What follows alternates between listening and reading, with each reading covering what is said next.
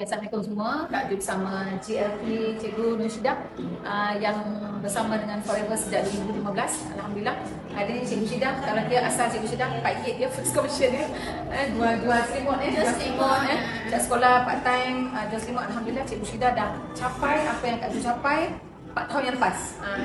So Alhamdulillah hari ni Kak Ju nak Cikgu Syidah share sendiri pengalaman dia buat Forever Living 5 tahun ni dengan Forever. Dengan pencapaian hari ni luar biasa. Okey, Assalamualaikum semua, selamat pagi. Saya Cikgu Syidah.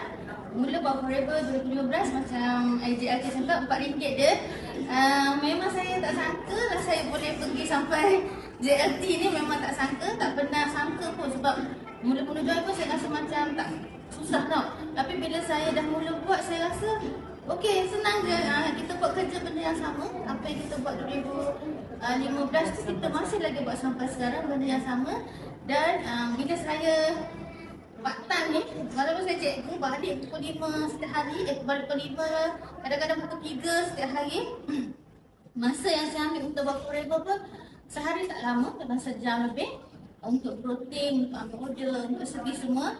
Bila saya buat benda tu konsisten, yang penting sekarang konsisten. Buat benda yang sama, kita konsisten. Kemudian kita develop manusia, orang, kita develop team, kita boleh pergi sampai sini. Walau siapa pun kita, part time